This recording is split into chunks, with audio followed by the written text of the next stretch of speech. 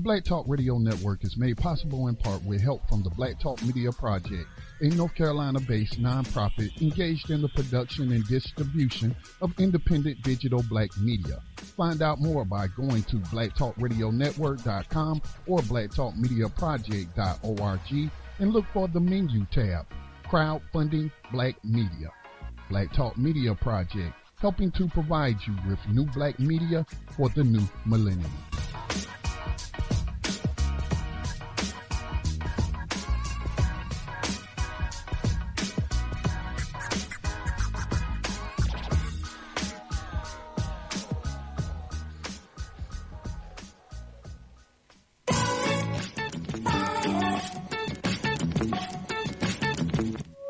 And opinions expressed by callers, guests, and hosts do not necessarily reflect those of the Black Talk Radio Network and Black Talk Media Project. Black Talk Radio is new black media for the new millennium.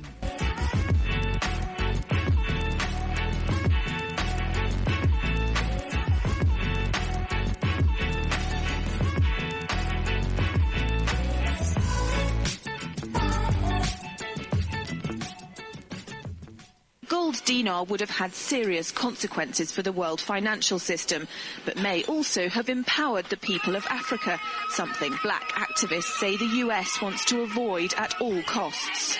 We're slicing cake.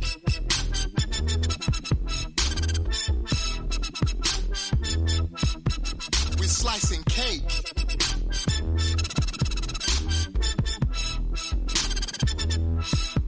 We're slicing cake. Say the US wants to avoid at all costs. We're slicing cake. Say the US wants to avoid at all costs. We're slicing. Gaddafi didn't give up. In the months leading up to the military intervention, he called on African and Muslim nations to join together to create this new currency. Welcome, everyone, to Thando Radio Show, brought to you by Black Talk Radio Network. I'm your host, David Wren, a.k.a. Dave from L.A., and we have a live show for you today. Today is October the 4th, 2016. Just want to sincerely thank you all for tuning in to Thando Radio Show and being a part of the Black Radio Network family, because BTR is so Black Talk Radio Network. Excuse me, I made a mistake there. Black Talk Radio Network family, and because Black Talk Radio Network is so important to me, to many of you that have been listening to BTR, Black Talk Radio Network, for so long. And I just want to say I truly appreciate, sincerely thank you for who you are and the things that we're going to be able to do in the future. So that being said, everyone, let's support Black Talk Radio Network by giving some of our financial energy. Very easy. What you can do is just go to the website for Black Talk Radio Network. That's blacktalkradionetwork.com. And you will see there next to the homepage, you will see the crowdfunding campaign that you can be a part of. Go there. You can donate right from there. All of the information is there as to how to do it and what you can expect for some of your contributions and your donations. So it's so important, especially in today's world with the things that we're going to be contending with, that we need to be able to have some form of truth and some form of respect for our community, our families, and us individually. And it's so important that BTR continues to grow and thrive in that arena of providing information to the people, for the people to make decisions how they want to respond or what it is that they want to use their energy to create. So make sure that you support Black Talk Radio Network. Also, Black Talk Radio Network has established a social media outlet similar to FedBook, and it is a great opportunity for us to actually dialogue and to conceptualize different things that we want to do and come up with strategies and plans, and to just share your thoughts and information, your business, you, and everything else is a great place to do it. You could go to BTR, Black Talk Radio Network.com, and just you can see on the right-hand margin, you'll see a B that's there for the overall social media site and social media platform that Scotty has put together. It's $24 a year, very, very cheap. And you don't have to worry about your information being compromised. You don't have to worry about being attacked for your overall opinions or some of the things that you know, or you expressing one thing or another. So check out a BTR community. Great place to be. I think there's something that all of us need to do because, you know, you have to look at the real reasons why things were put together. And if you know why FedBook has been put together, you would get a real understanding of why it's there. It's data mining. It's going to be used against you. So, very important. Go to BTR community, be a part of that. You don't have to worry about it at all. Okay? So, $24 a year. Also, if you're interested in acquiring precious metals, trading your cash for precious metals made a big move. And I was telling, recently I was traveling and I was meeting with a group, and I said that pretty soon, especially just before the war really kicks off in the high gear, you'll see the precious metals go down in price. And I wasn't surprised, and it did just that. So if you're interested in acquiring the precious metals, great place to go is to prosperitymint.com. That's prosperitymint.com, and check out what's there in inventory. But before you purchase, make sure you text 951-790-8330, 951-790-8330, so can make sure that you're getting exactly what it is that you want and just to explain the process to you, and it is in your best interest. So that's Prosperity Mint, PROSPERITYMINT.com, Prosperity Mint. Okay, so want to once again welcome the world of YouTube, the University of YouTube, to some of the classes that the professors here at Black Talk Radio Network will be teaching. You will be introduced to some of the people here at Thando Radio Show. That's THANDO Radio Show. And I think it's going to be a great opportunity to do it. And I'm all for, having stuff on Facebook. On YouTube. I was kind of, when I was before I joined BTR Black Talk Radio Network, before I joined Black Talk Radio Network, I was thinking about doing YouTube videos, but then I said, nah, I'm not going to do it because I'm a very private and selective person. But right now, it's so important that we expand our overall outreach. And I'm glad that Scotty did do it. Usually that's not something I would have done on my own, only because I'm very, very, very private.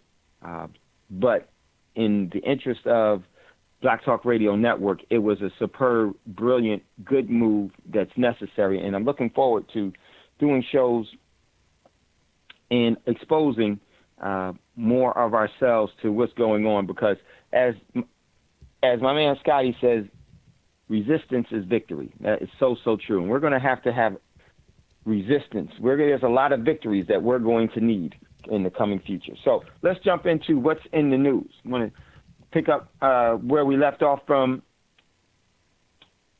yesterday. There was a couple of articles that weren't up that I do want to actually lead you to.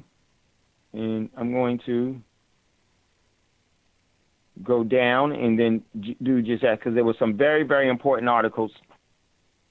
And I no longer post inside of FedBook, but I did post one article there because it was just too important. And I didn't actually get to talk about some of those articles yesterday. Okay, so, oh, man, I can't this is in Russian. Not going to be able to read those. But if you are in BTR, I posted a couple of stories.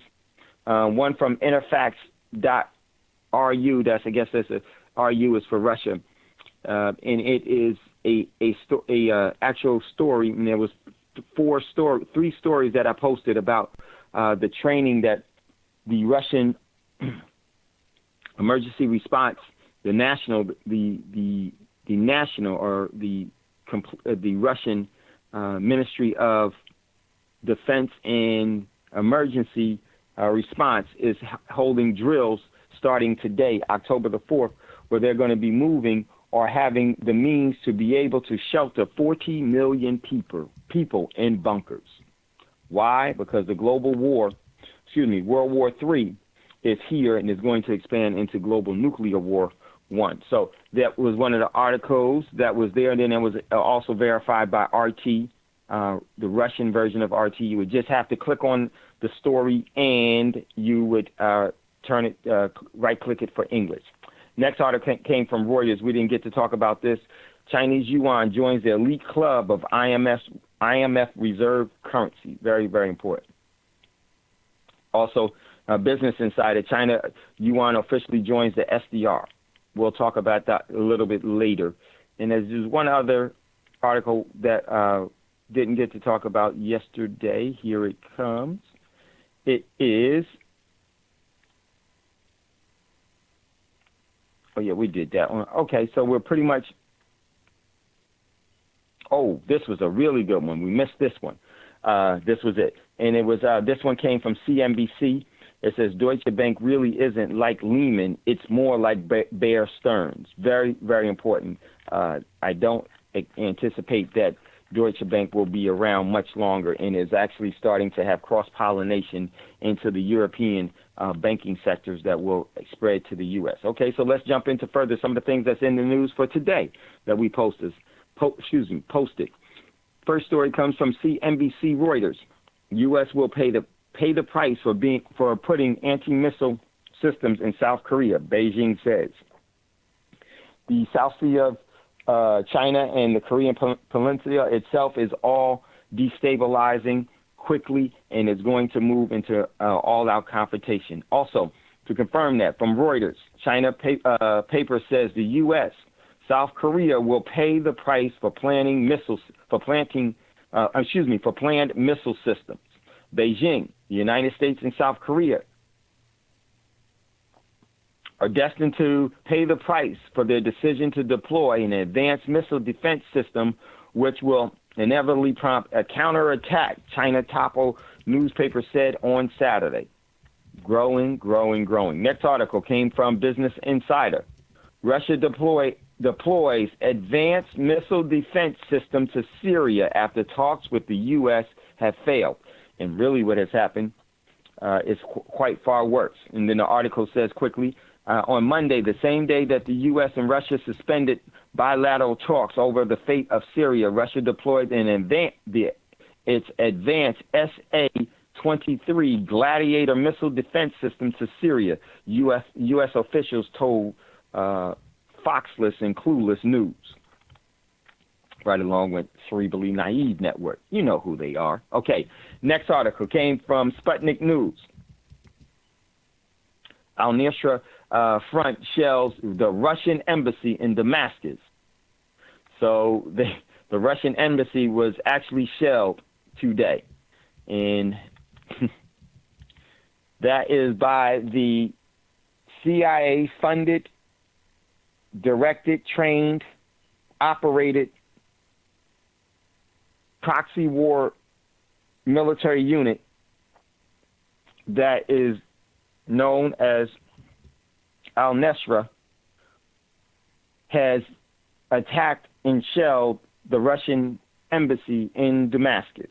Not surprised, because this is what you do in war. And these things are going to only to grow and get much, much larger, and the overall impact will be huge. It will be global.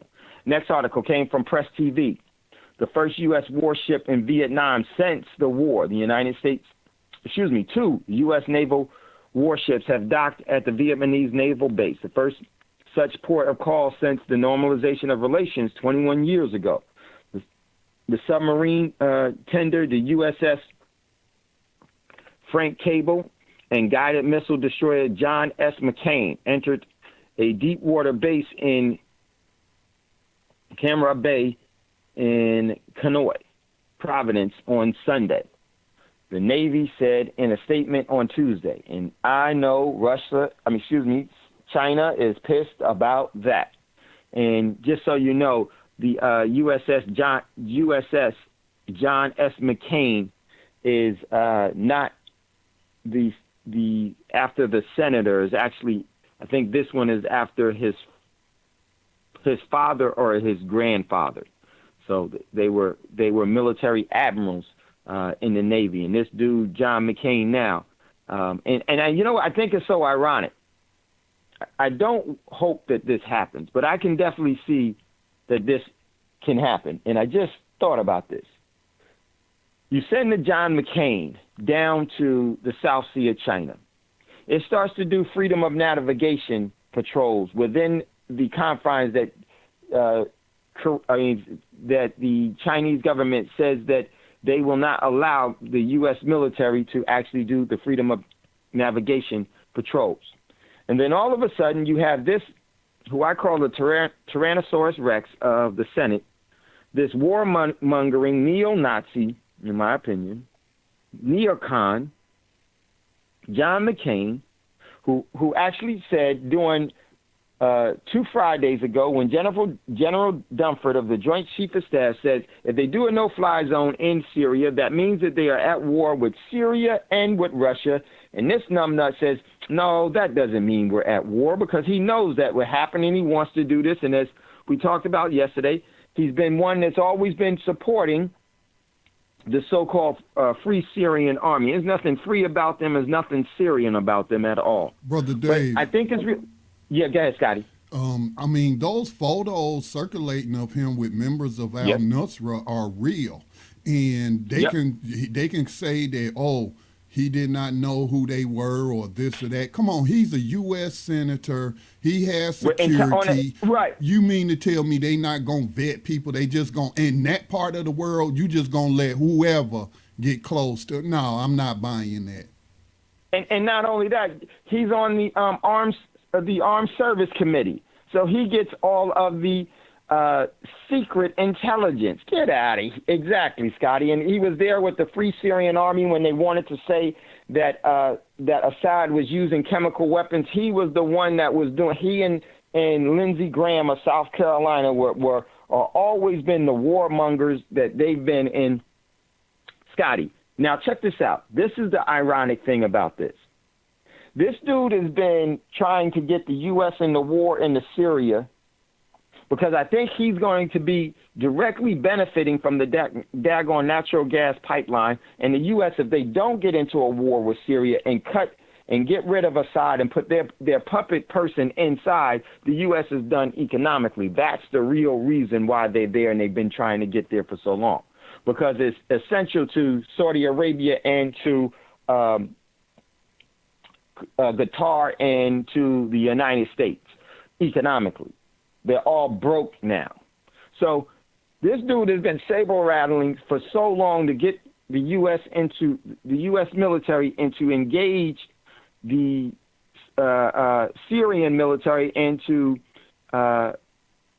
decapitate the Assad government, even by going through Russia. Isn't it ironic that the Navy sends now the USS John S. McCain, after his father, goes to the South Sea of China. And China has the Stingray, the Sunburn anti-aircraft carrier and the ability to sink a guided missile destroyer. I do not want that to happen. But let me tell you something about these neocons and these neo-Nazis. These people always want war. They always have a false flag. And wouldn't it be more than ironic if that John McCain is hit, sunk, damaged, or destroyed in the South Sea of China? This dude will go nuts. And this was how they start wars. I wouldn't be surprised if the overall charges, the strategically placed C4 is placed on the John McCain already, just waiting for it to get in the South Sea of China and then to have that thing explode. I wouldn't be surprised. Because they know that they'll be able to actually get that war started, because they'll say that China sunk it, or this country sunk it, or that country sunk it. Another Gulf of Tonkin. Another Gulf of Tonkin. Yes. And so I wouldn't put it past this numbnut sending a commissioned naval vessel after part of members of his family. And I can't remember on this one. I know this too. There's the submarine, and then there's the guided missile destroyer. One is after the father, and one is after the dad. I can't remember, but the grandfather, and one is after the dad. I wouldn't be surprised or put it past them. And if it happens, I don't want that to happen, but this is how they do. This is what they do. So today's show, we're going to be talking about what to think of, what to be thinking about. I meant to put what you should be thinking about and know before the war kicks off. That's going to be today's show. And also, next article posted from Business Insider, watching Iranian-backed militia missile strike that prompted the U.S. destroyer to head to Yemen. On Saturday, a guided missile struck the United Arabs HSV Swift, a high-speed ferry formerly operated by the U.S. Navy off the coast of Yemen, prompting the U.S. to respond with two guided missiles destroyers and an amphibious transport dock ship from the USS Dwight D. Eisenhower Carrier Group. So that also came from Foxless Clueless News. So the overall stage for things to really turn up, and then you can see it right there. Check out that article from Business Insider. Next article, very, very important, extremely important, came from the Washington Post. Here we go again. Obama administration considering strikes on Assad again. The U.S. military strikes against the Assad regime will be back on the table Wednesday at the White House when top national security officials in the Obama administration are set to discuss options for the way forward in Syria. But there's a little proposal President Obama will ultimately approve. Oh, excuse me, I'm sorry. Let me move this. There's a little prospect that President Obama will ultimately approve them. And what is happening now, ladies and gentlemen, they want to attack Assad directly. And that is going to bring about direct military conflict with Russia. Now, in this Washington Post article, they talk about, they're saying, and also what came, no, it didn't say it in this article, but also what came out while I was watching CNBC, there was a news flash that Lurch, John Kerry, I call him Lurch from the Addams family, said that Russia is hiding information that the Syrian government is attacking civilians with chemical weapons. This is really getting more than out of hand. And it is the truth and the things that you need to really, really prepare yourself for. So we'll take a look at that in today's show. Next article comes from the Australian National Review. Libya's invasion launched to prevent Pan-African currency. This was done, and this was found out. Well, I'll tell you where it was. The Australian National Review. A declassified email revealed that Libya was invaded due to fears that Muammar Gaddafi would establish a Pan-African currency based on the country's gold dinar. The email was sent on April the 2nd of 2011 to Hillary Clinton, who was then the Secretary of the United States revealed that the Libyan government had gold and silver worth over $7 billion. So this was a part of the email thing. And if you know anything about Gaddafi, we talked about it. We talked just about that. This goes back for a long, long time and why he was known as a arch enemy of the overall system of the petrodollar and the reserve currency status of the United States. And that's why that went down. And we're going to rehash those because we've done a couple of shows on that. We start with that and we end with that because that is so important. So very, very true. And I would just tell you that they always talk about the gold of everything. They don't tell you of the silver, which is much more important than gold itself. Next article, really quickly. There was before we get into one more. No, that was going to be it. That was what's in the news. So those are some very important topics we're going to get into today's show. Some of the things that you should be thinking about and know before the war kicks off, which already has kicked off. There's a couple of things that we're going to bring to your attention. Listen, everyone, there's a short 30-minute video that we'll play.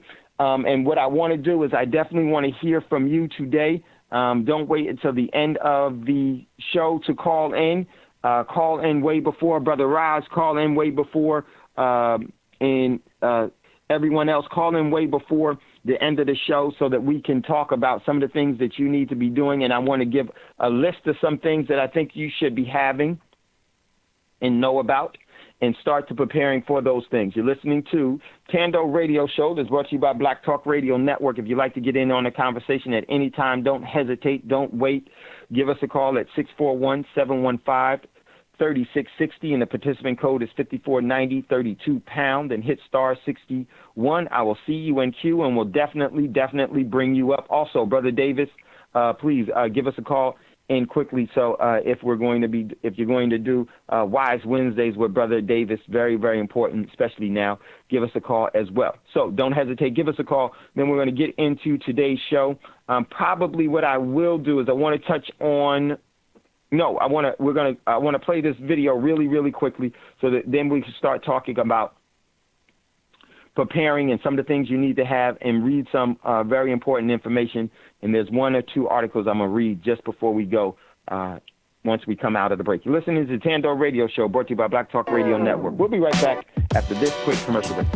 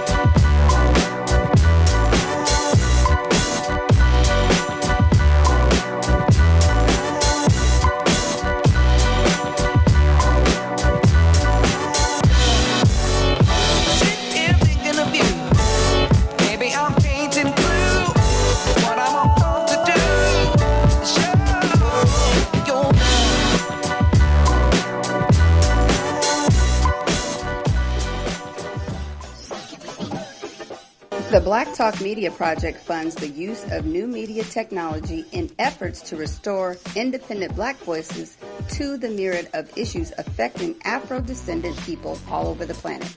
If media can control the minds of the masses, as Malcolm X once said, then you must ask yourself, who is in control of the media targeting the masses of Black people today?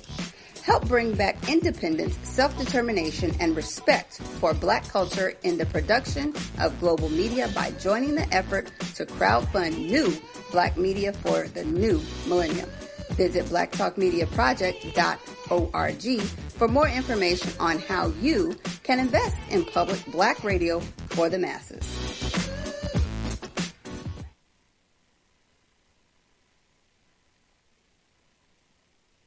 Okay, welcome back, everyone, to Thando Radio Show. I'm your host, David Wren, a.k.a. Dave from L.A. If you'd like to get in contact with us or call into the show, don't hesitate. Don't wait until the end of the show. Call in earlier.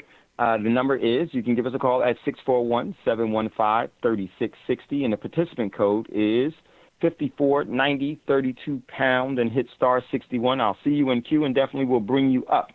Very, very important. So what I want to do is that we're going to play a quick video. It's like 30 minutes, so it'll take us to the top of the hour. Then the rest of the last hour of the show, we are going to be talking about how some of the things that you should be doing to prepare and some of the things that you should be acquiring. Very, very important. So I just want to start with this old video just to get you to see how fast things can happen. Okay, now some of the equipment that they're talking about here, this was before the treaties, the SALT II treaty and everything else, the disarmament of the nuclear warheads and things in the treaties that the U.S., Russia had agreed to, and they started to disassemble some of those things. Some of those and some of the actual nuclear capabilities are no longer, they're old and outdated, but they're still, some of it is still around. Has been replaced with new technology and everything else. So just wanted to give you that heads up and that clue. So let's get to this video. I want you to pay close attention, and I want you to open up your mind. It's not about being afraid of anything. It's about accepting the realities of where the heck we were, where the heck we are and where we're going and where we are coming from, because that is very critical to how we got to where we are. So let's really pay attention, then come back. I want you to think about some things, and then I want you to start to conceptualize your response to this and how you're going to protect yourself, your family, and our overall community, because that is the only assurances that there will be any form of appropriate response or protection. So here we go. Yeah, I think it's about 30 seconds of dead air there, so but okay. It will start up. I'm going to try to fast forward. You think I should fast? Yeah, I remember that, Scotty. I'm going to fast forward a little bit. Oops. There you go. Oh, okay. I think that was the beginning right there.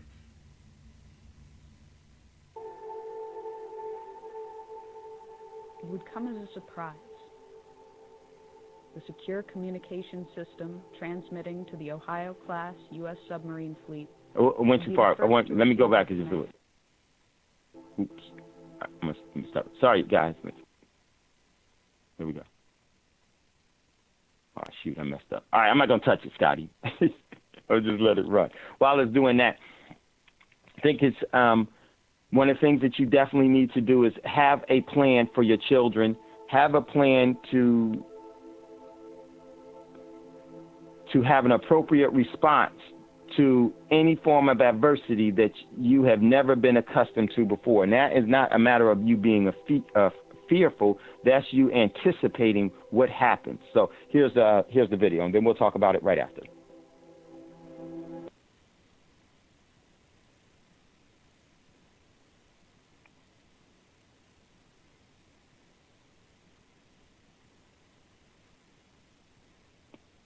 Did I do something? It would come as a surprise. The secure communication system transmitting to the Ohio-class U.S. submarine fleet would be the first to receive the command. Patrolling both the Atlantic and Pacific Oceans, they are undetected.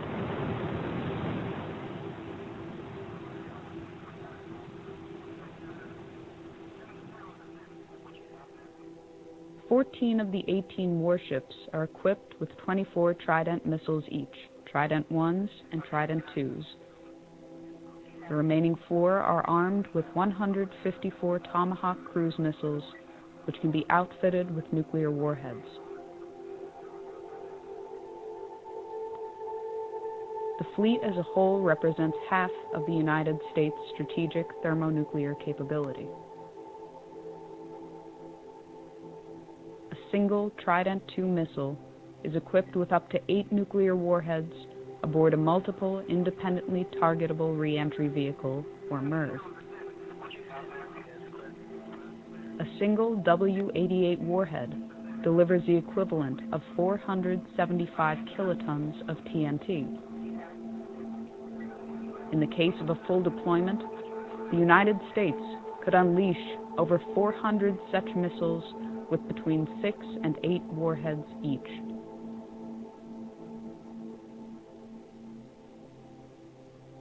From the time of launch, it can take less than 10 minutes for an SLBM to reach its target, or as little as 5 minutes if it is flown on a depressed trajectory. This allows a very short margin for reaction.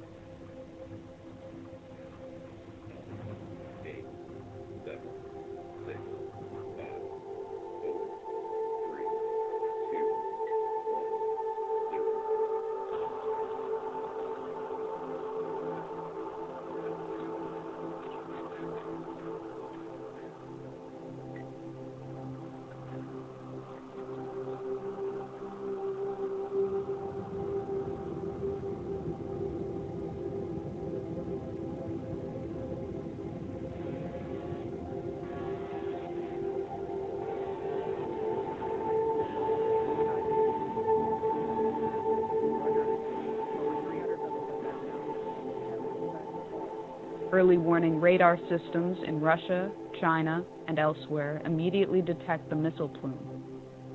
They can determine the trajectory and intended target of the missiles. Minutes fracture into seconds. This is not a test. This is not scheduled.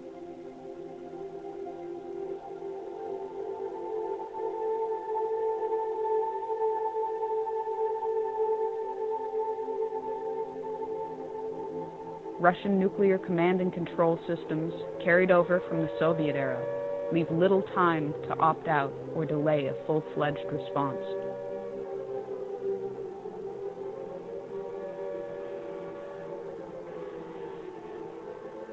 Within 50 seconds, the missile has peaked above the Earth's atmosphere. It reaches its top speed. The engine drops off. The bus releases multiple warheads as well as decoys. The radar systems on the ground are overwhelmed and unable to differentiate the two when they are in post-boost phase. Re-entering the atmosphere, the decoys burn off, and the warheads enter their terminal phase.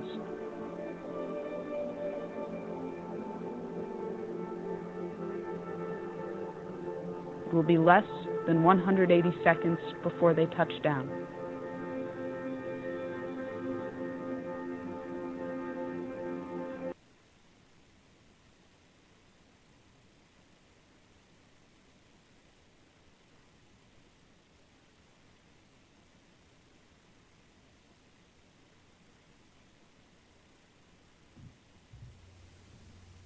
Dave, are you having some issues with the? No, sorry, Scotty. I forgot myself off. I stopped it. I purposely wanted to stop. Thanks, Scotty. Sorry about that. I forget sometimes. I purposely stopped the recording there for just to say this. We are at the 5-minute mark in the recording.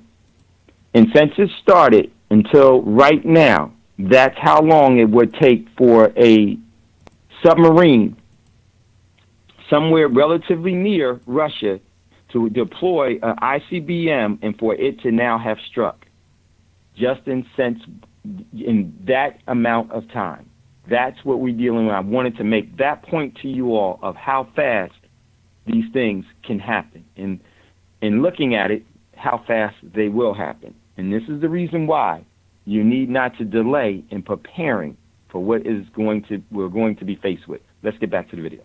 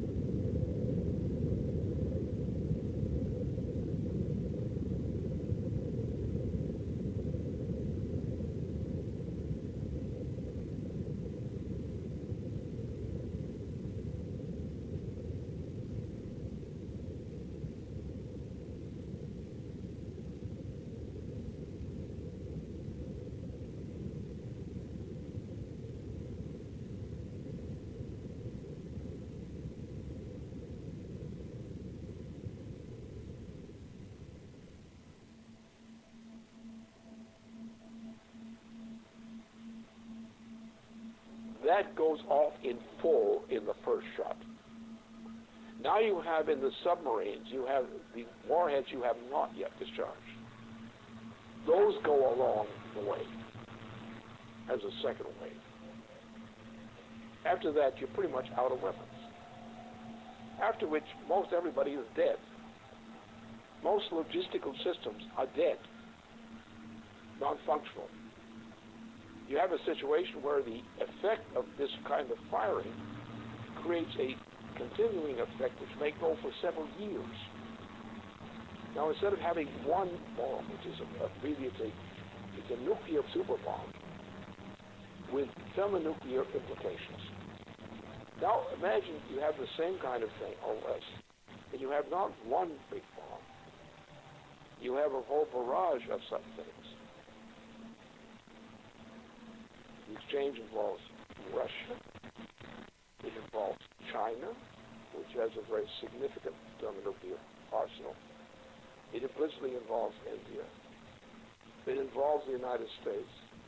It involves the extermination, virtually, of Western Europe.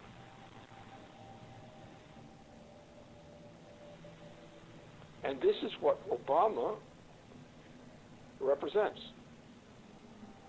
It's what he's intended.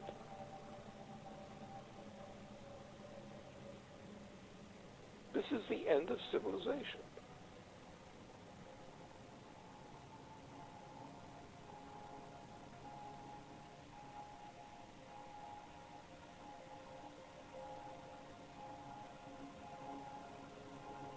The flash was unimaginably bright. As the rain fell, the wind grew stronger and stronger, and suddenly, probably because of the tremendous convection set up by the blazing city, a whirlwind ripped through the park.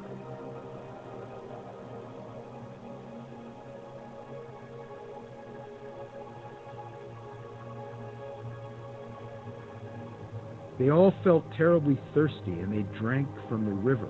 At once they were nauseated and began vomiting, and they retched the whole day. Others were also nauseated, probably because of the strong odor of ionization and electric smell given off by the bomb's fission. It was very crowded, and to distinguish the living from the dead was not easy, for most of the people lay still with their eyes open. You reached down and took a woman by the hands, but her skin slipped off in huge glove-like pieces. Those who had their faces upturned when the bomb went off, they were all in exactly the same nightmarish state. Their faces were wholly burned. Their eye sockets were hollow. The fluid from their melted eyes had run down their cheeks. Their mouths were mere swollen, pus-covered wounds, which they could not bear to stretch enough to admit the spout of a teapot.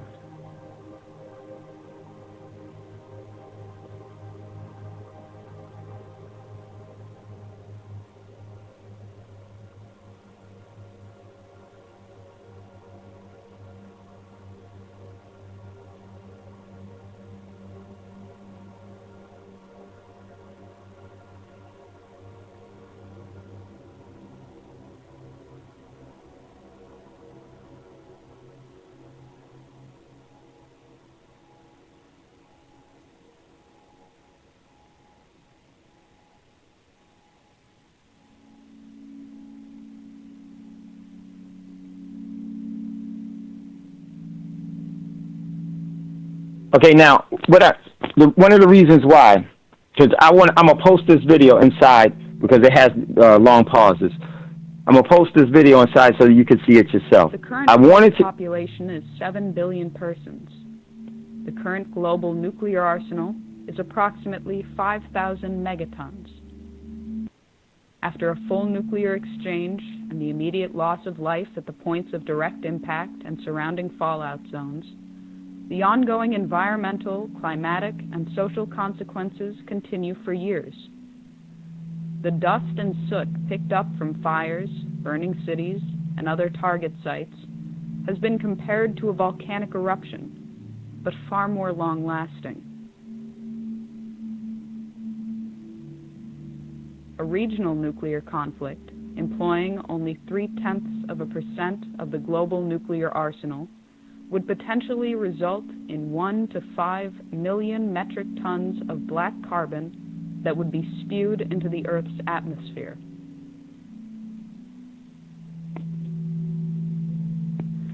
A spring or summer attack, or an attack in the extended region of the subtropics, would inevitably cause the smoke injections to heat, absorbing shortwave radiation, and to rise.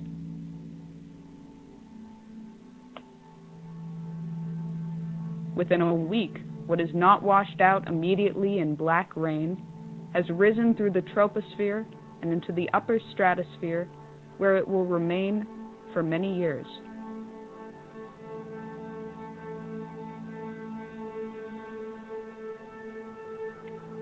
The smoke cloud and the absorption of residual particles plunges global surface temperatures. While a regional nuclear exchange could result in global surface temperatures decreasing by 2 degrees Celsius, a large-scale nuclear conflict could alter these temperatures by -7 degrees or more. In the depth of the last ice age, some 18,000 years ago, the temperature difference from today was -5 degrees.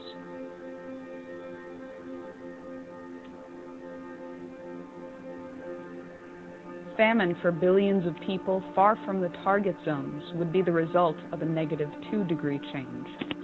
Growing seasons would be shortened by nearly 3 weeks, wiping out crops. A change in 5 degrees would sufficiently ruin Canadian agriculture entirely. If world grain reserves were not destroyed in the initial exchange, reserves would last for 71 days, with little, if any, means of transportation.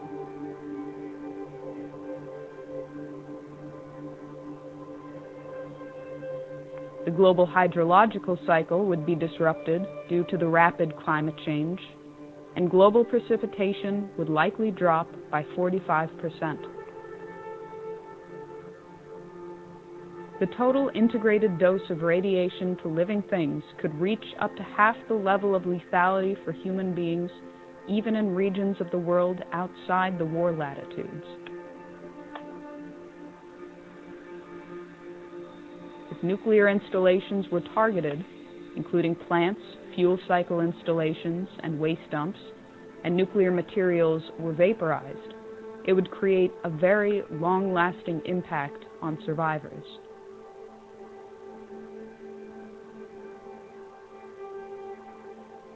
These are only the projected consequences, but it has been said that the effects of a nuclear war that cannot be calculated are just as important as those for which estimates exist. Both, however, are subject to very large uncertainties. These estimated consequences have, so far, survived the scrutiny of scientists in the East and West for the past 30 years.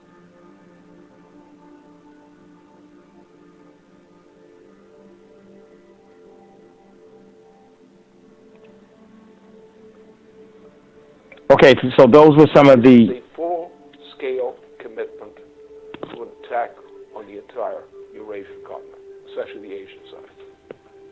And it's a military operation with a full panoply of every kind of weapon for general, essentially a nuclear warfare capability, with all components, submarines, various kinds of ships, a vast accumulation of U.S. troops in that whole region, with auxiliary side in. You're looking at World War III, and nothing less than that.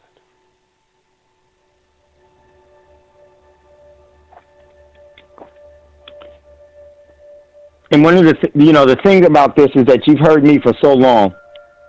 We're talking between the break. Like I said, I post this inside of Thando. U.S. President Barack Obama inaugurated a Pacific Century, or a Pacific Pivot, which expands U.S. military presence in the naval theaters of the Pacific and Indian Oceans.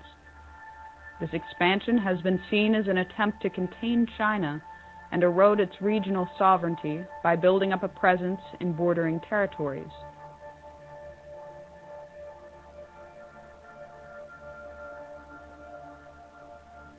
Barack Obama's rebalance to the Pacific includes plans that would take effect over the coming years to station 4 littoral combat ships in Singapore, to obtain increased U.S. access to the Australian naval base at Perth, and increase troop levels at Darwin to 2,500 troops. There are also plans to expand troops in South Korea to 28,500, to expand troop presence in Guam, the Philippines, Japan, and to maintain the forward deployment of U.S. aircraft carriers in that theater. China has responded to increased U.S. presence in the Pacific with the Area Denial Anti-Access Strategy, Chinese military measures to keep adversaries out of strategic territory bordering their country, a no-fly zone, in particular the East China Sea.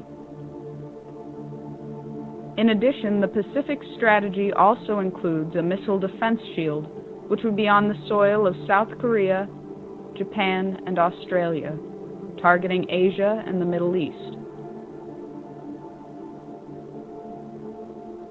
As a response to what was seen as an Asia-Pacific arms race, Chinese press indicated that to improve its security, China would upgrade its nuclear weapon capability. They would also develop offensive nuclear-powered submarines with ballistic missile capabilities sufficient to break the interception capability of the U.S. missile defense system. In the spring of 2012, there was further warning that an overarching missile defense system would force China to change its long-held nuclear policy, that China would revisit its policy of no first use and, if threatened, would consider an offensive nuclear strike. We've begun a review that will identify our most important strategic interests and guide our defense priorities and spending over the coming decade. So here's what this region must know. As we end today's wars, I have directed my national security team to make our presence and mission in the Asia-Pacific a top priority. As a result, reductions in U.S. defense spending will not, I repeat, will not come at the expense of the Asia-Pacific. My guidance is clear. As we plan and budget for the future, we will allocate the resources necessary to maintain our strong military presence in this region.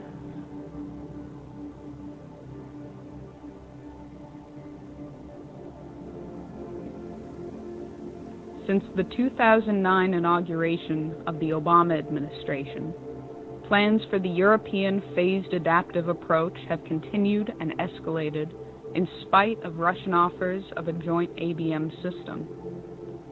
In May 2012, NATO announced that Phase 1 of that system was operational.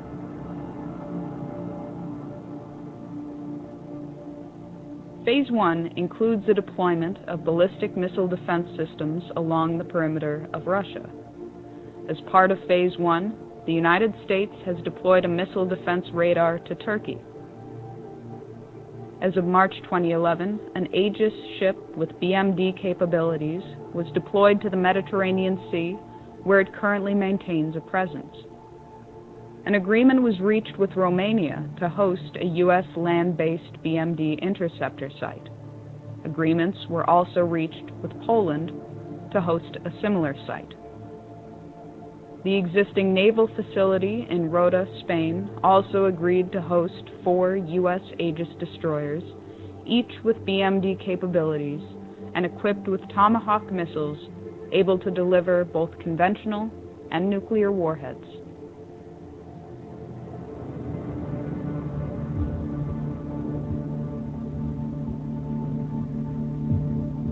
Responding to the inauguration of Phase 1, Chief of the General Staff of the Russian Armed Forces, General Nikolai Makarov, warned that while a joint U.S.-Russia development of a BMD system was an option that should be pursued, the continued buildup of a BMD system on Russia's border was seen as a threat to Russian security and a provocation.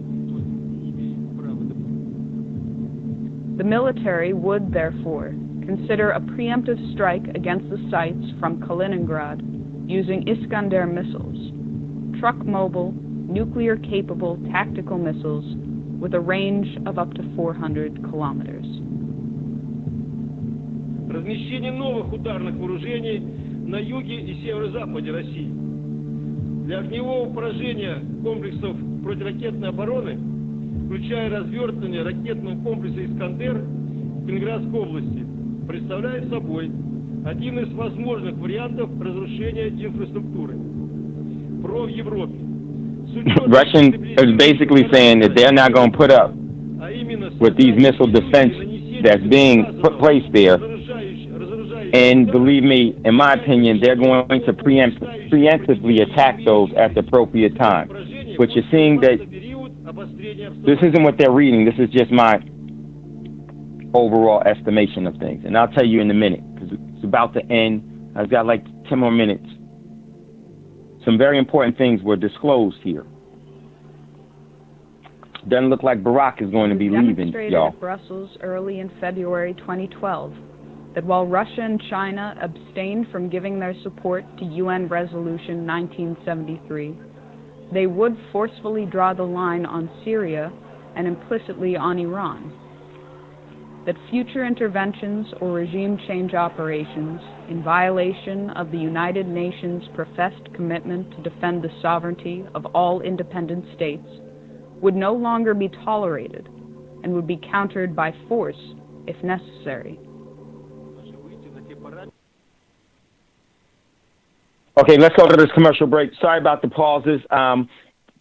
Very important stuff that's being put out, and this is done by some of the LaRouche people. So let's go to a commercial break. When we come back, we'll pick back up and end this out, and then we'll get into today's show at any time. Give us a call, 641-715-3660, and the participant code is 549032#. You're listening to Thando Radio, brought to you by Black Talk Radio Network. We'll be right back after these quick commercial breaks.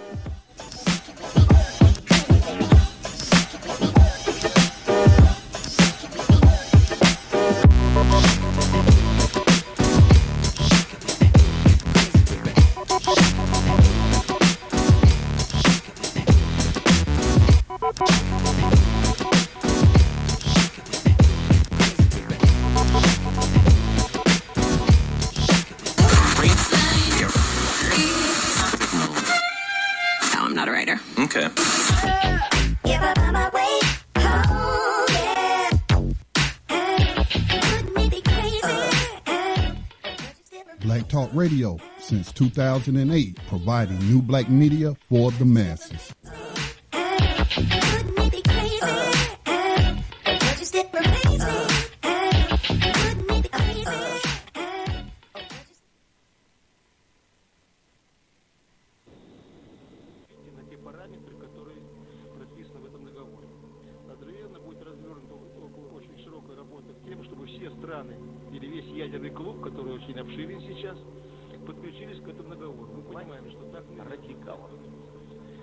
Я уже не говорю, что в какой-нибудь момент такие действия, которые подрывают государственный суверенитет, могут закончиться. I would read this to you, but I can't see the video because my internet is bad here, so I wouldn't be able to subtitle it for you all. But I will post this inside of Thando. You need to see this for yourself in BTR.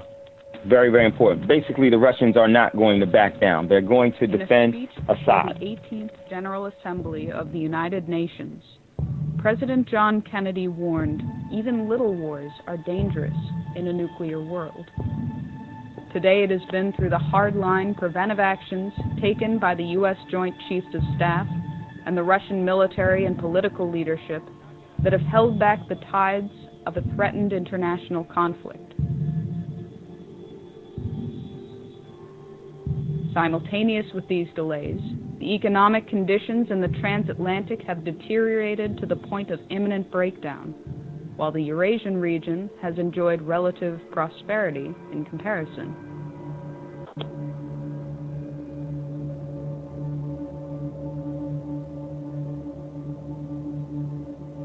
Until the Ukraine incident happened. Since the hyperinflationary measures started in 2008 and continue unabated to this day, the transatlantic economies are in ruins and no longer maintain the semblance of economic power they had 30 years ago. Similarly, NATO no longer maintains the military power it had during the Cold War.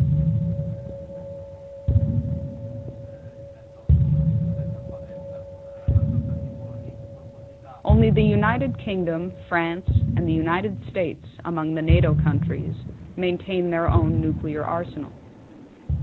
France is believed to have a nuclear stockpile of 300 warheads, and Britain maintains a stockpile of 225 with 160 active nuclear warheads.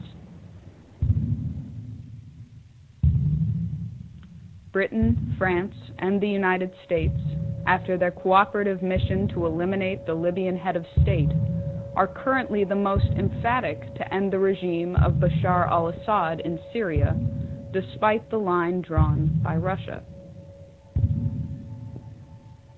This enthusiasm from the West has taken the form of openly arming barbaric opposition groups.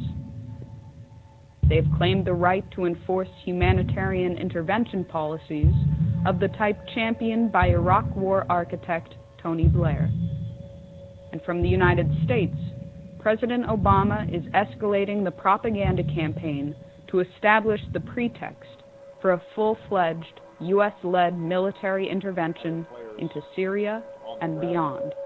That a red line for us is we start seeing a whole bunch of chemical weapons moving around or being utilized. That would change my calculus. That would change my equation. If world war were the intention, a Middle East attack would immediately engage the world powers of Russia and China. Inevitably, the United States would employ the greatest assets of its nuclear arsenal.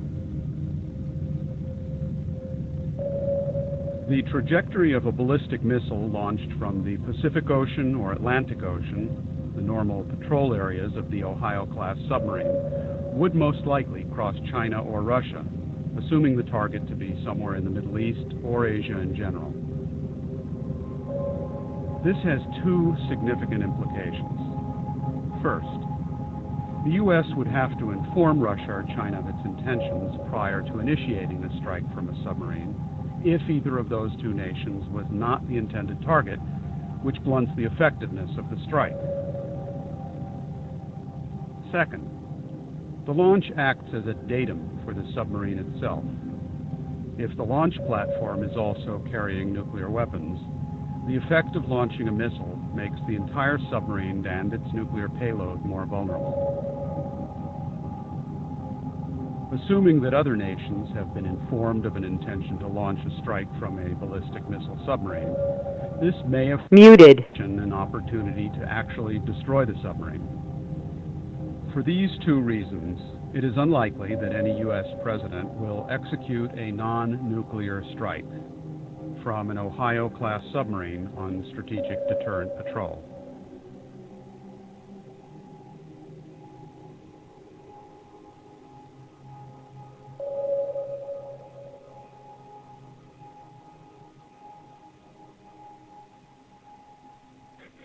And if you think about it, this is the exact scenario that has been put into place for a while. And it was done in a very cynical way, by deception of...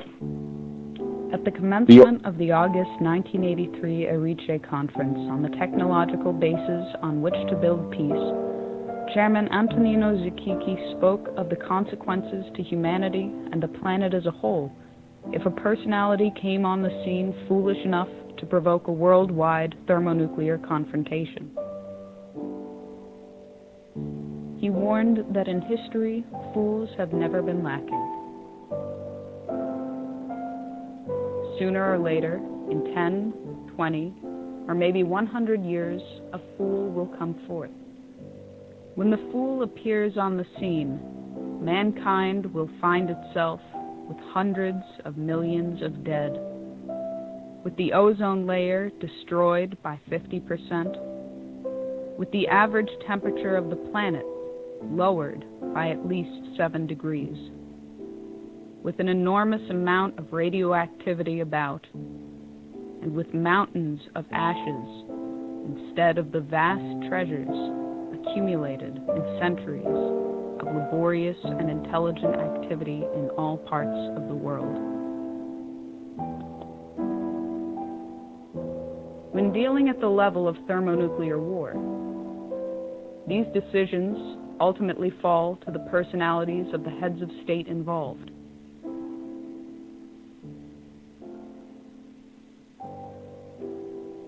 When the American people chose Dwight D. Eisenhower to lead the nation, it was his handling of the Suez Crisis which drew us back from what would have inevitably escalated into nuclear war.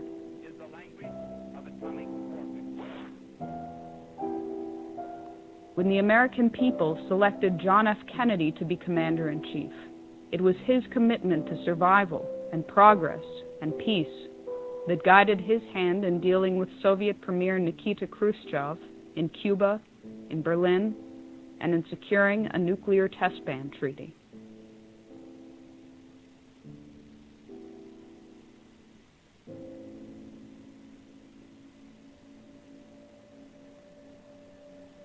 Today, the American people have chosen Barack Obama, who, at the earliest phase of his presidency, was already moving the apparatus into place that could and would trigger a worldwide nuclear holocaust. Obama, on his part, is clinically insane. His state of mind, as manifest, is that of a clinically insane person. And it's a clinical insanity of the neurotype. So therefore, he is in a mood and on a road toward his own self-annihilation, whether it's a personality or even more drastic measures. That is coming. This man is a type who is capable of suicide. This may be the first clear suicide case in the U.S. presidency. He's in the direction of getting there. Whether he actually gets there, the fact remains. He's now developing rapidly in that direction.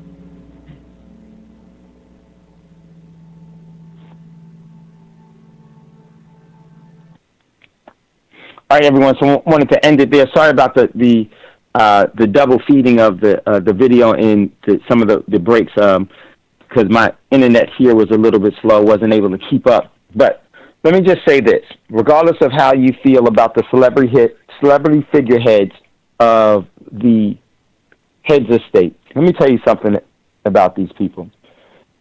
One of the things that you can never do is you can never put them in the same contents of the character of yourself or the overall moral convictions that you have. And from the very start, it was the perfect plan to get us to the point of where we are right now. Because in my opinion, it was strategically from the very selection of the celebrity figurehead that you have now, who makes no decisions. But what it does is it offers those that do make decisions cover and concealment from the general population. So they will give you someone to look at, and they will use that person, and they've done that throughout history, because all war is lies and deception. But I will tell you, every since the celebrity figurehead who happens to be the CEO of the United States has been in office, there's been a move to get a world war started. Undeniable. Libya, Iraq, now Syria, and more importantly, one with nuclear-capable countries. The Ukraine is a roadway to Russia and the South Sea of China and the drafting of your daughters. This was all methodically put together with someone that the whole nation could see as smart, articulate, mild-mannered, and one that would engage in peace. And they slapped you in the face with giving a peace prize in his first term. And what did China do? China warned you that this was never about peace. And they went off into the Channel Islands off of Catalina in that area of California the day that the celebrity figurehead was supposed to win a Nobel Peace Prize. And they shot off a cruise missile from a submarine. That was your first clue. And ever since then, from Syria, said that he had a red line, and he's always established a red line. Why would someone ever establish a red line? Because they want that line to be crossed so that they can say, this is why we're doing what we're doing. The falsehoods and the lie about Syria using chemical weapons in 2011 almost brought very close to where the U.S. was going to carry out airstrikes against Assad. And Russia and China said that they won't stand for it. At the last minute, Britain said no. Now, at this time, they won't ask Britain. This is why I always said that I don't think that there may be an election, but there won't be a change of power. I don't even think that we have time to an election now. This was a very smart and methodical plan to deceive people into thinking things were all right when the hell they weren't. South Sea of China, the Baltic states, the Arctic, the Bering Strait, Djibouti, the Middle East, Syria, throughout the world. And what they did was they realized from establishing this way before, the plan has already been decided who was going to be the celebrity figurehead selected long before. So, I want to read something really quickly to you all. And here it is. It comes from an author of a famous Russian writer of Chechen background, and he lives in St. Petersburg, the same place where Vladimir Putin comes from. War always starts unexpectedly. The deepest dreams occur before dawn. People can't believe that their peaceful lives are over. On June 22nd, 1941, the Soviet nation was more sure than ever that war wouldn't happen. It was clear to everyone that sooner or later they would have to fight the fascist beast, but not today, not tomorrow. German troops along our borders were just a training. The main thing was not to induce panic or respond in a provocative way. Knowing the inevitable, a human heart desperately clings to the hope that the storm will pass. The enemy always takes advantage of this, attacking when they least expect it. And I want to stop here. Many people here in the United States have no clue as to what's going on. Even though Lurch, Lady Dude, Samantha, Man Powell's has been saber-rattling, John Pterodactyl McCain, and Lindsey Crazy Graham has been trying to move into a confrontation, military confrontation with Russia and with China in a scorched earth policy. And I will tell you that the overall tactical arsenal has changed since the 50s, 60s, 70s, and 80s. and even in the 90s. They have tactical nuclear weapons now that can be strategically used in a more effective and efficient way that still has some of the collateral damage but doesn't have the overwhelming eco damage, environmental damage. And that's what I think we're really going to see. So the article continues. Today, NATO troops are doing and carrying out training exercises along our borders. He's talking about in Russia. There are increasingly numbers of NATO military bases around Russia. The Federal Republic of Germany accepts a new military doctrine that Russia is an enemy. Repeating statements by ambassadors and other representatives of the Federal Republic of Germany, words for word, saying you simply misunderstood the German word. It does not mean enemy. This is how they refer to a friend. But training exercises are going on our border, and it's no big deal. No one is planning to attack. War will never happen. Don't panic. Don't respond. Locking arms in a safe warehouse and giving the keys to Germany ambassadors to avoid the temptations to respond. At the end of the day, at the end of the last century, the nations of the Soviet state losing their motherhood sense in a disaster in the air. However, until the last minute, they didn't believe things would go as they did, that the Nazis would seize power on the outskirts. Terrorists would be penetrating our house. War would break out here and there. They would kill ordinary people, soldiers, civilians, bandits, the rich, and would make deals with each other, selling by each other. Real aircraft carriers loaded with bombs would take off. Real aircraft would take off. Real arms would be unleashed and used in towns and villages, mountains and forests, not somewhere else far away, but here on our land, where state farms, factories, pioneer camps once stood, and only one flag, the red one, flew. But it all happened. The country broke apart. And in a frantic annihilation. Now, wanted to say that real quick and read that to you, because Russia is well aware of what NATO has been trying to do. And this is why they have prepared their people, and no one here has been prepared. As of today, there were multiple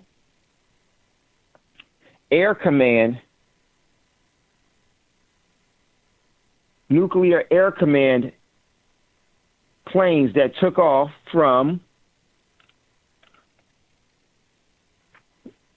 within the continental United States, took off from, let me see, where were they from? They were in the Chicago area, that were placed in air, and also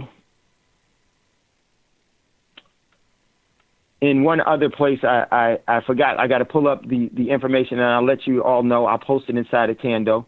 But probably something that was very telling was that P-8 Orions, the Boeing P-8 Poseidons, were actually taking off from Jacksonville area today, heading towards the Atlantic. And why is this so important? These P-8 Poseidons are sub-hunters and sub-killers. I know. When I was in the military, there were P-3 Orions, and the P-8 Poseidons has taken over that job because it's a jet now.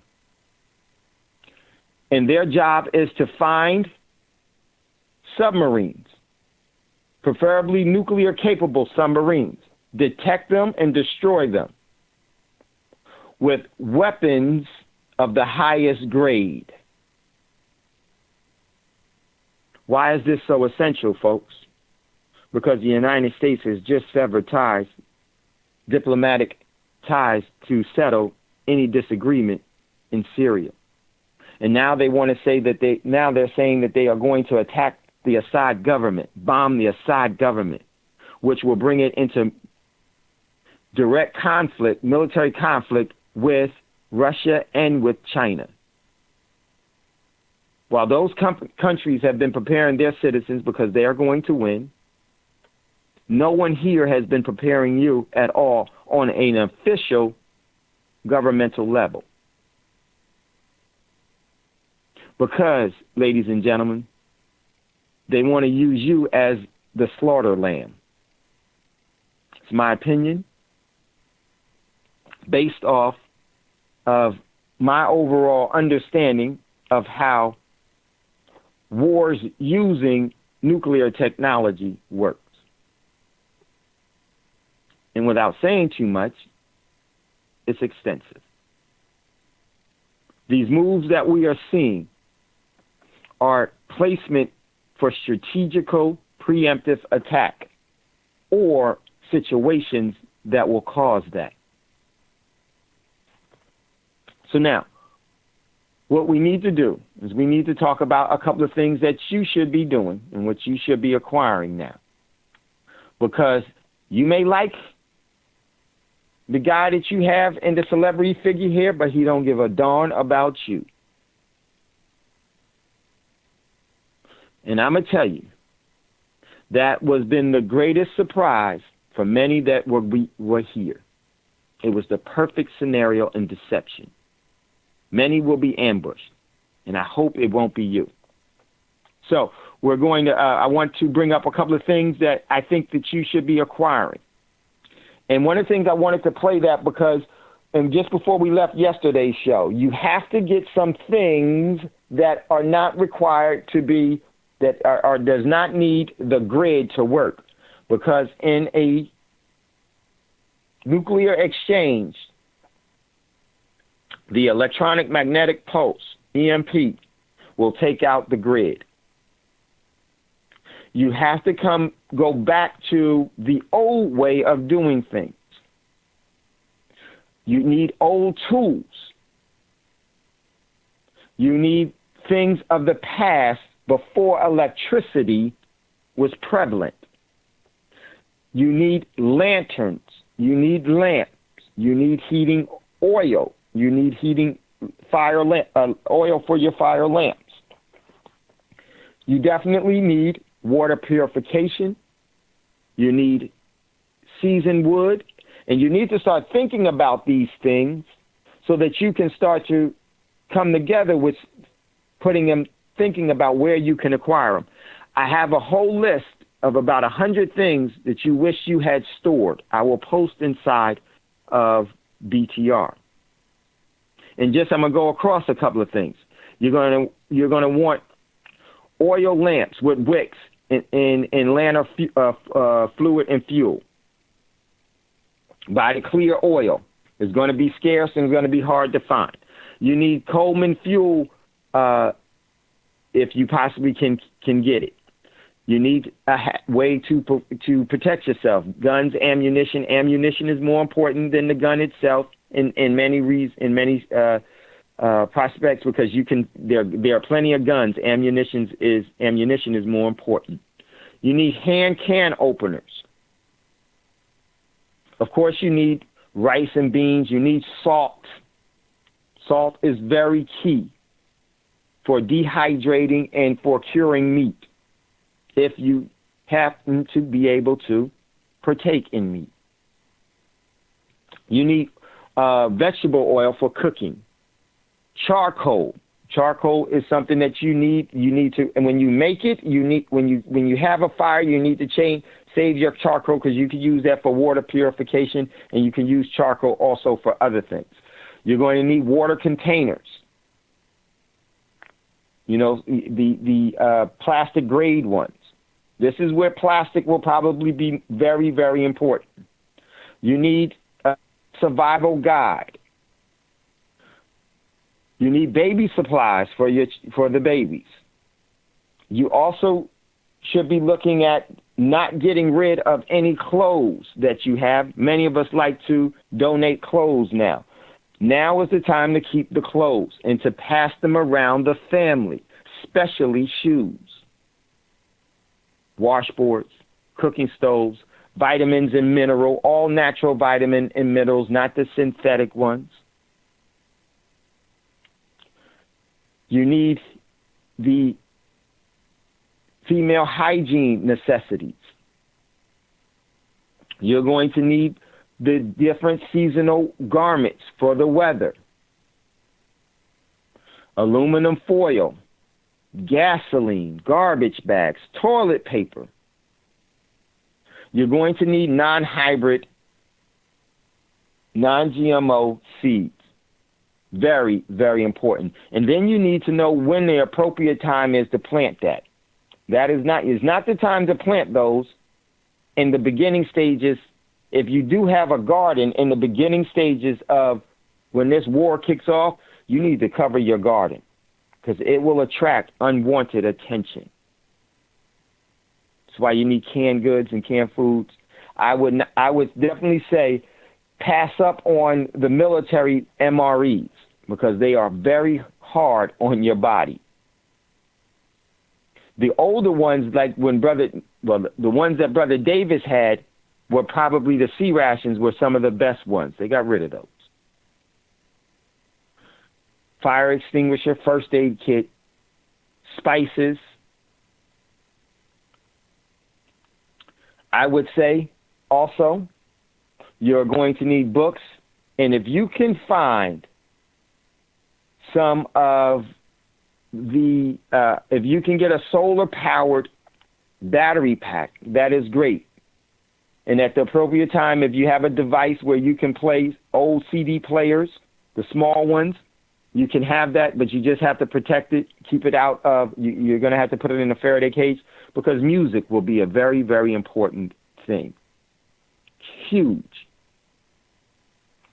So, listen, everyone, we're getting ready to go to a commercial break, and when we come back, we're going to continue the conversation. Brother Davis is there. Brother Davis, give us a call after the commercial break, and then we're going to jump into a couple of more things that are out there. There is actually an app that I want you to take a look at, and it's called the Nuclear Map. So you can put your city in and see what the overall effective radius would be if certain cities, major cities, were attacked. So you can have some idea. It is not 100% proof positive working, but it is a resource and a tool. Listen, you're listening to the Thando Radio Show brought to you by Black Talk Radio Network. Give us a call, 641-715-3660, and the participant code is 549032#. We'll be right back after this quick commercial break.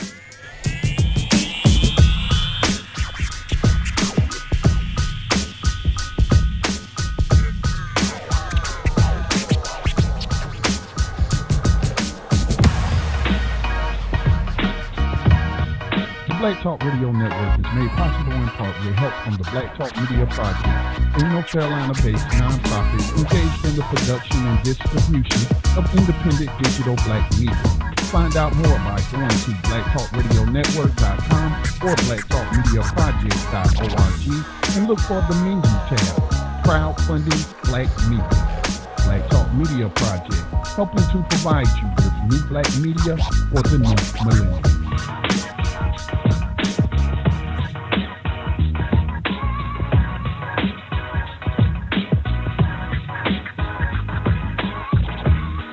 Unmuted.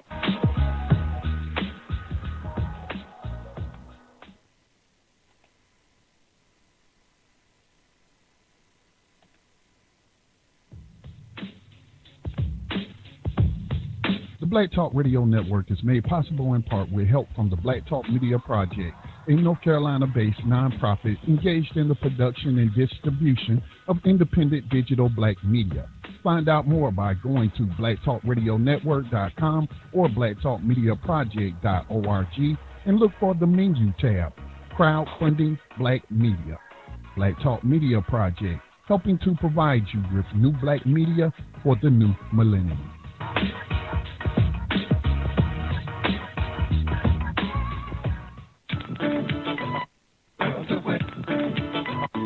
You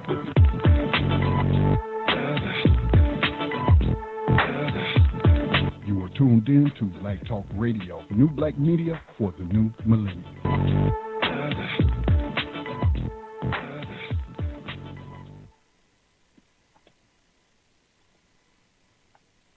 Okay, welcome back, everyone, to Thando Radio Show, brought to you by Black Talk Radio Network. I'm your host, David Wren, a.k.a. Dave from L.A. And let me tell you, in this overall environment that's being pushed towards a war that will possibly have tactical nukes being used, your technology will mean nothing.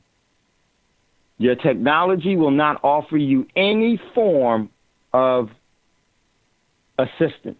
It will be a burden. It will be rendered useless. The hardiness of your backbone will be everything in what you know.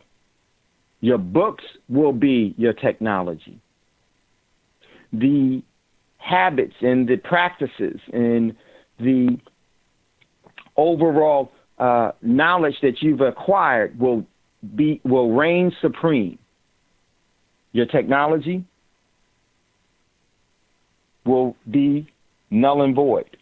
That is a huge change that most of us is going to have a difficult time to adjust to, but because of the overall necessity of the matter, you will make that adjustment.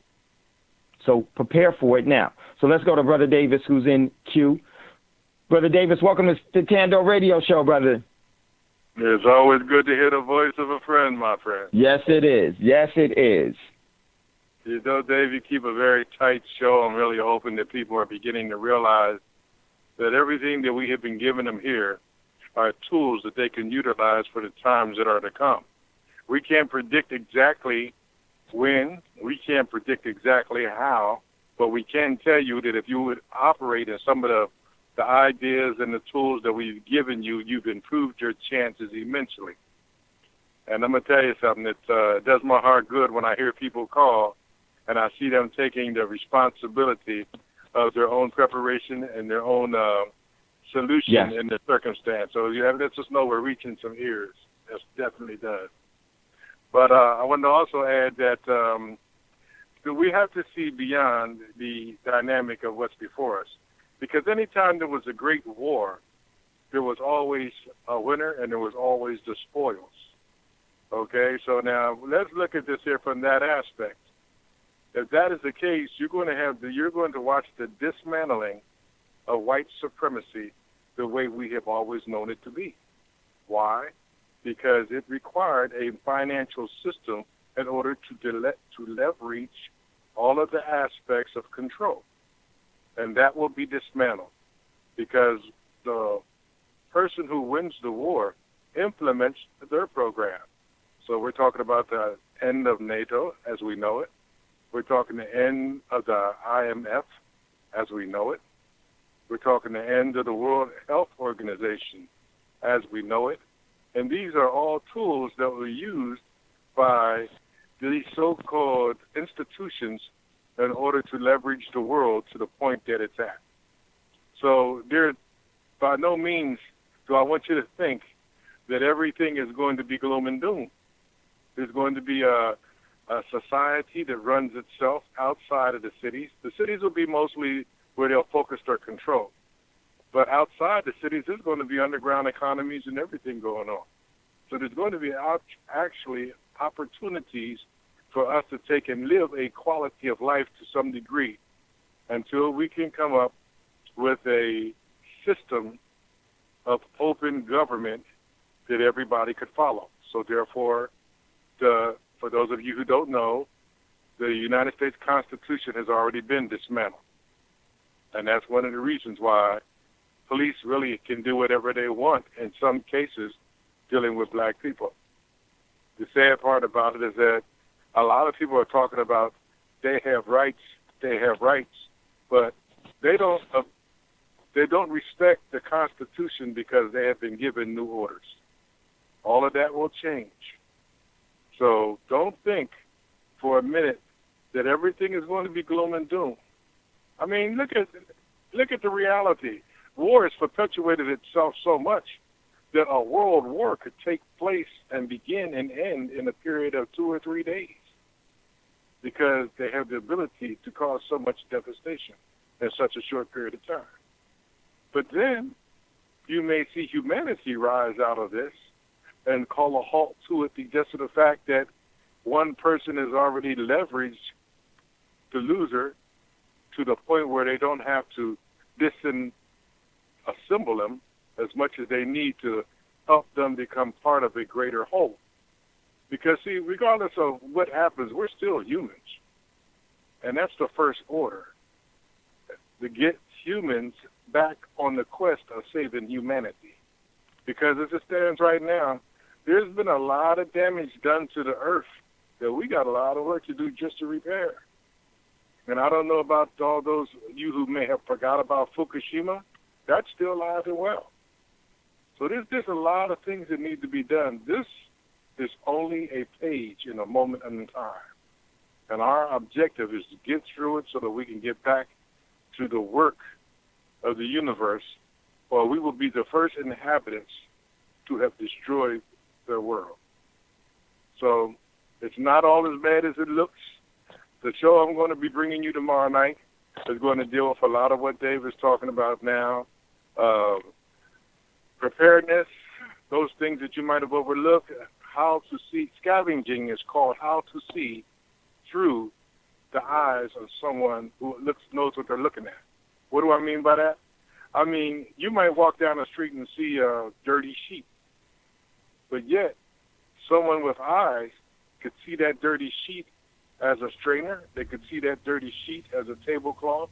They could see that dirty sheet as bandages. It just depends on how you see. So we're going to try to teach you to understand scavenging from the eyes of necessity.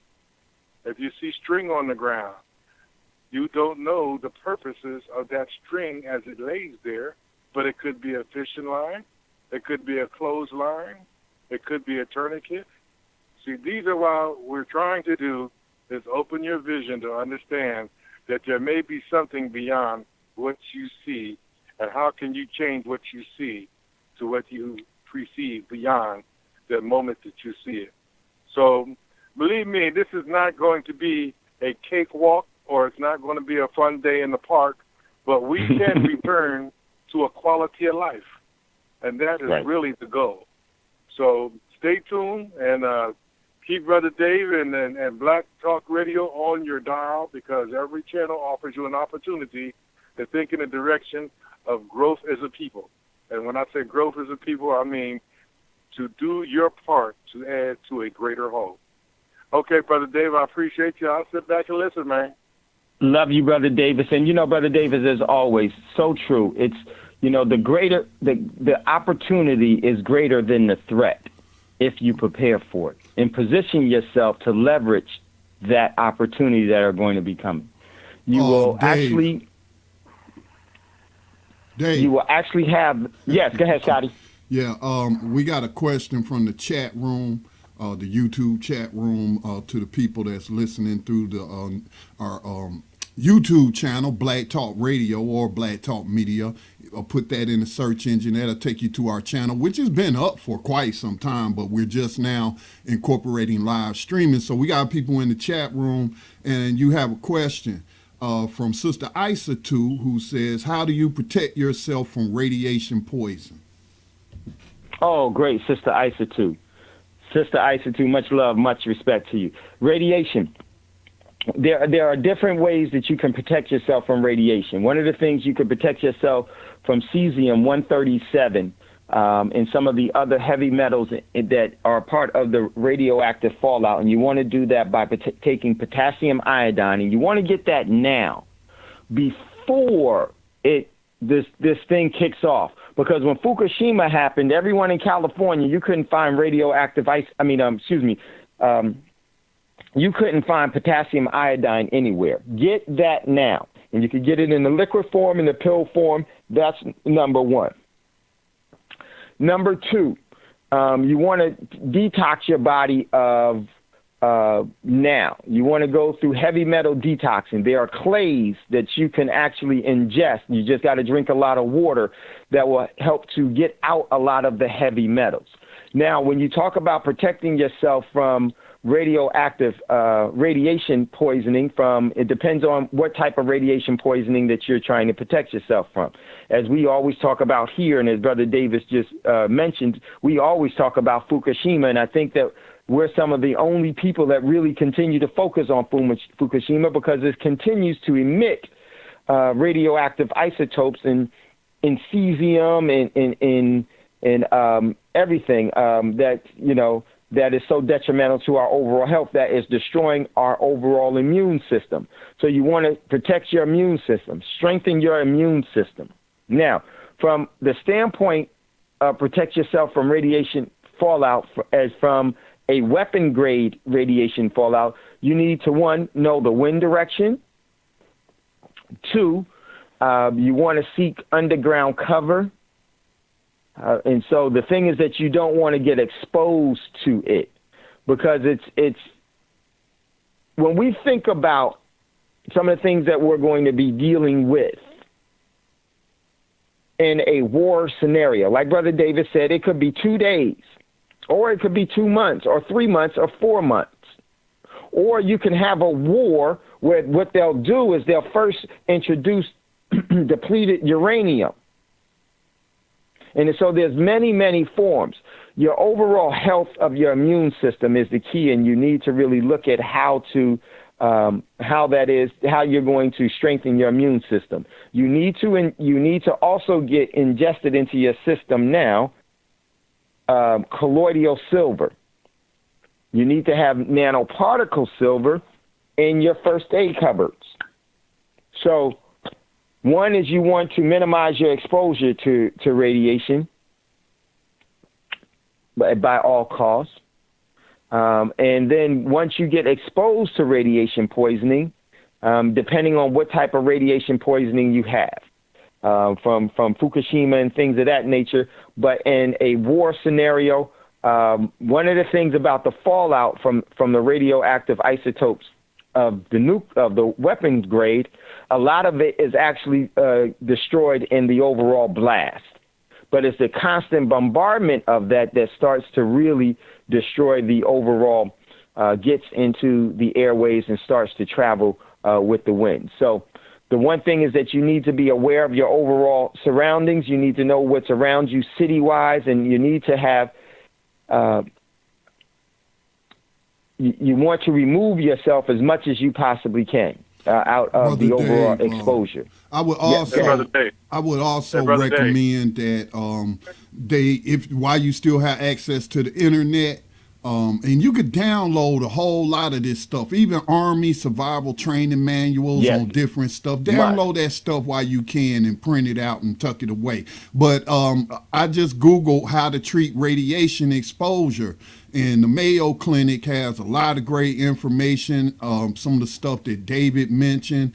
And it also talks about if you have radiation sickness, you may need additional medications or interventions to treat bacterial infections, headaches, fevers, diarrhea, nausea and vomiting, dehydration, so water is important, and burns as well. And so you can find a wealth of information. That's why they call the internet the information highway. So I did post that in the YouTube chat room for those over there. But just Google how to treat radiation exposure. Yeah, because this is Brother Davis. I want to add something to that.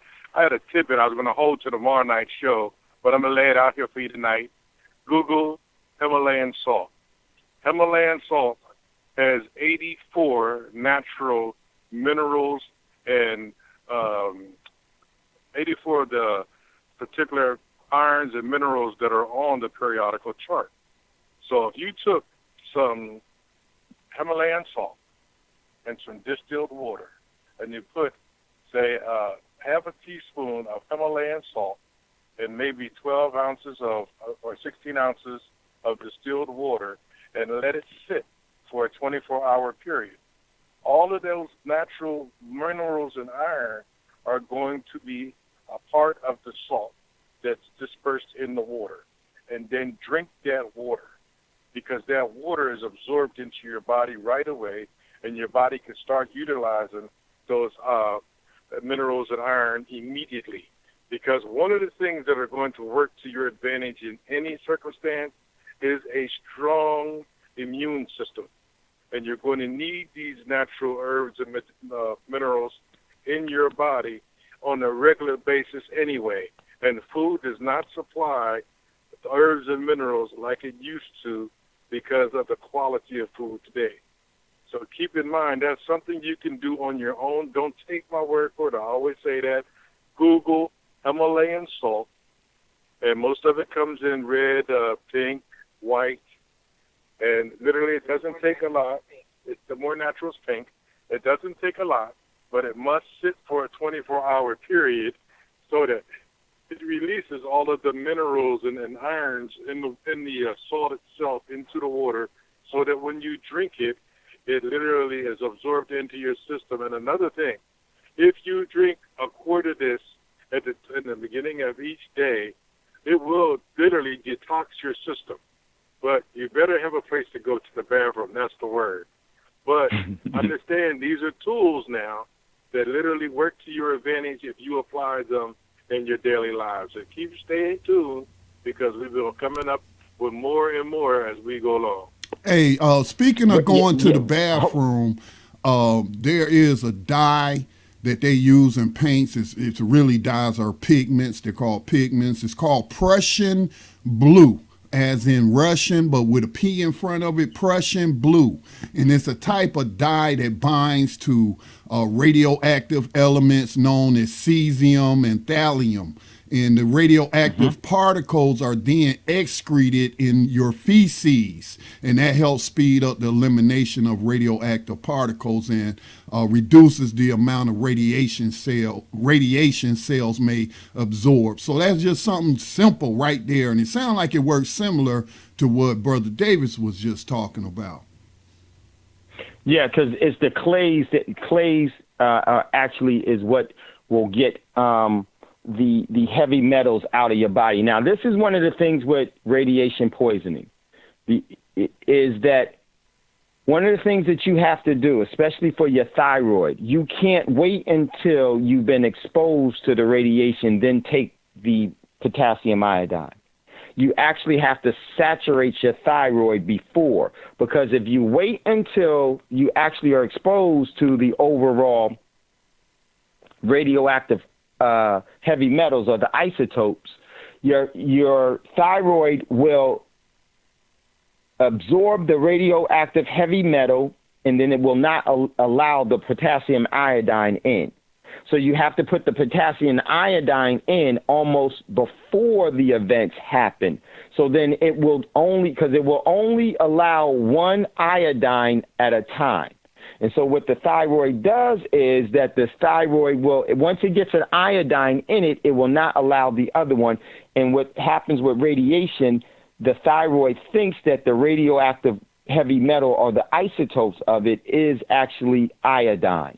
And once that gets into your thyroid, it doesn't matter what you do, you're not going to get that out of there, because it's only going to accept that.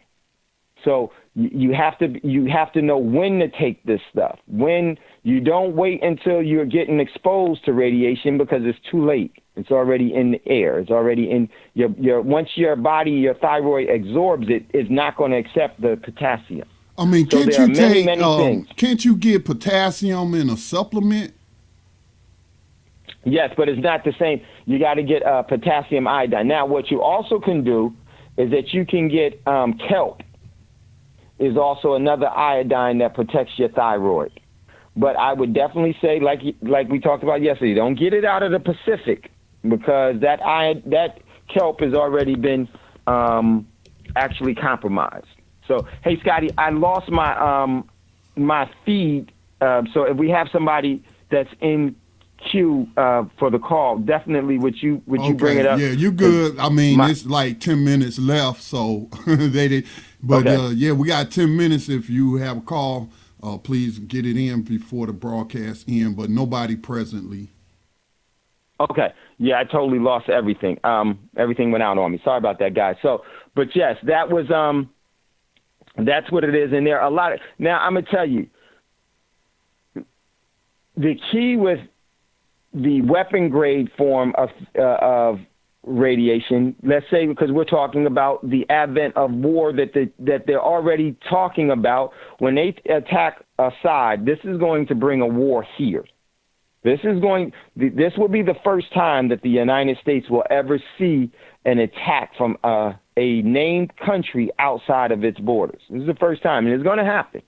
Why? Because they want it to happen. It serves their purpose.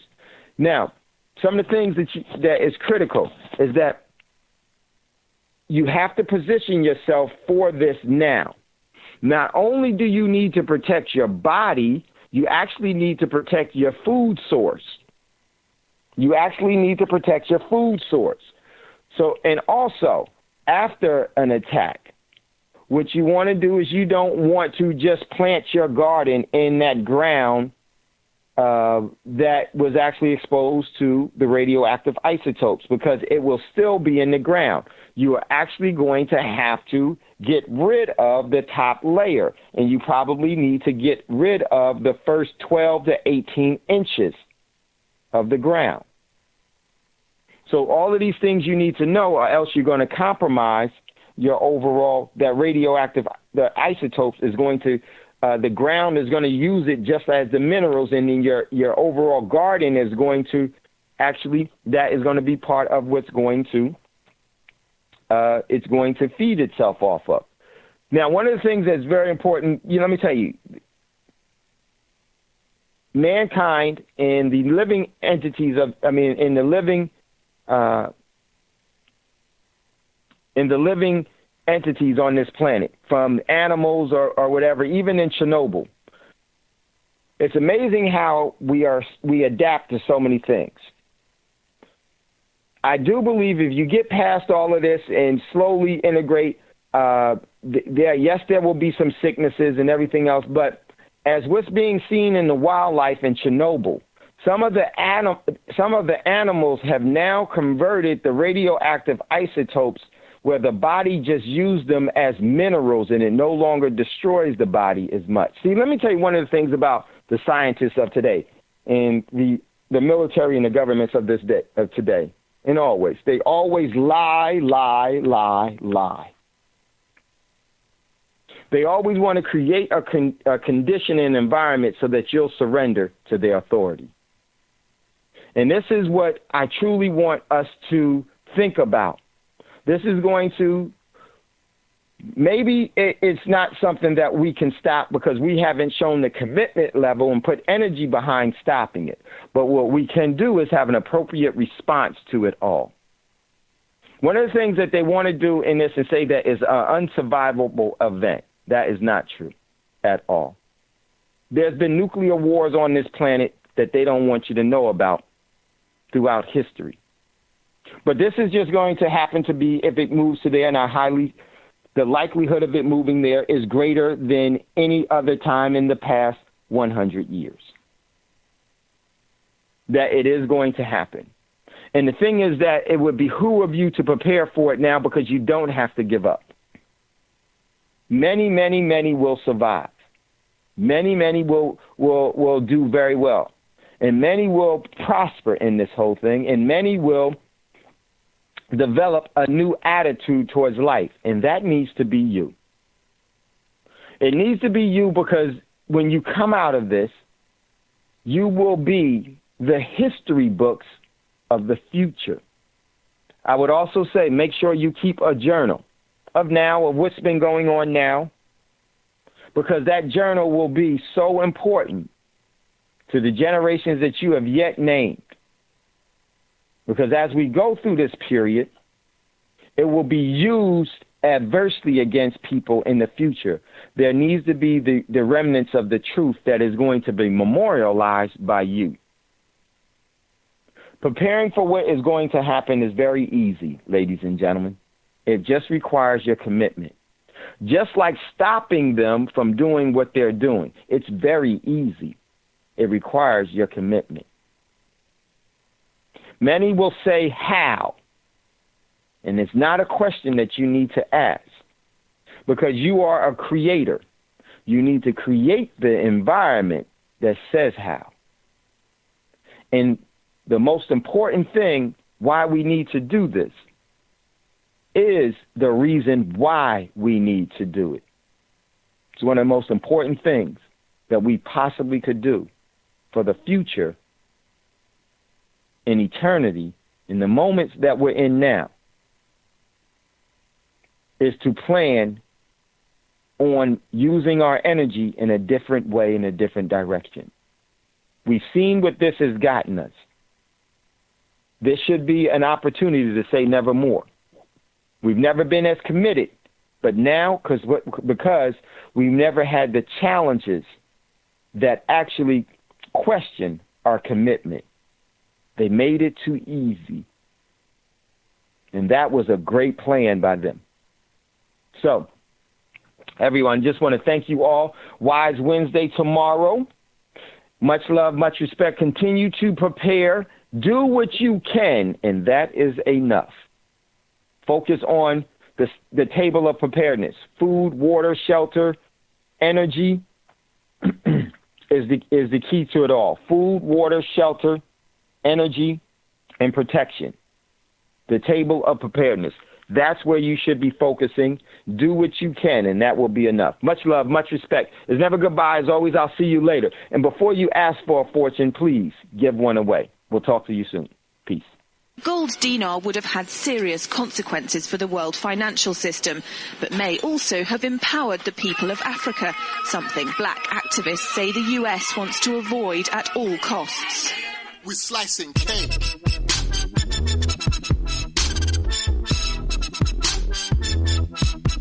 We're slicing cake.